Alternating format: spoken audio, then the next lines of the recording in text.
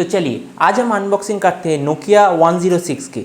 एक dual SIM smartphone है, जैसे कि आप इसमें देख सकते हैं, एक नोकिया 106 डुअल सिम स्मार्टफोन है, इसमें लिखा है। और इसका मैन्युफैक्चरिंग डेट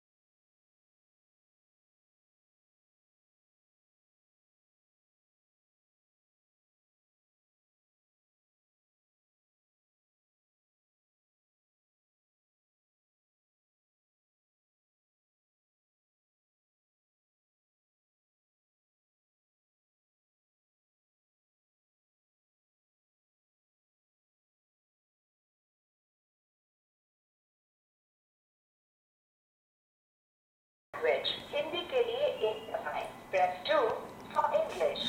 बैंगलोर चुनने 3 টিপুন। ল্যান্ডলাইনের অভিযোগ বুকিং এর জন্য 8 টিপুন। ব্রডব্যান্ড কমপ্লেইন বুকিং এর জন্য 2 প্রেস করুন। অনুগ্রহ করে এলাকার এসটিডি কোড এন্টার করুন। जैसे कि आप देख सकते हैं कि इसका वॉइस क्वालिटी बहुत ही बढ़िया है। मैंने इस चीज़ के लिए ये फ़ोन ख़रीदा था। मुझे पहला जो फ़ोन था ये मेरे जो रिलेटिव के लिए था। अगर इस फ़ोन को एक बार चार्ज दिया जाए तो ये 1 हफ्ते के ज़्यादा चलता था। और ये फ़ोन बहुत बार हाथ से गिरा है और एक बार तो पानी भी चला गया है, लेकिन इसमें फिर भी कुछ नहीं हुआ था। लेकिन ये जो फ़ोन ये बहुत दिनों तक इस्तेमाल करने के बाद इसका जो एक स्क्रीन है, स्क्रीन में बहुत सारे कलरिंग बॉर्डर्स आ चुका था, इसीलिए इसका जो स्क्रीन था प्रॉब्लम हो चुका था, इसलिए मैंने ये ख़रीदा था। दुकानदार को मैंने ये बताया था कि मुझे अच्छा बैटरी, अच्छा कॉल क्वालिटी और एक हार्ड फ़ोन चाहिए। तो ये नोकिया 106 एक डुअल सिम फ़ोन है और ये हाथ में भी फील बहुत अच्छा आता है।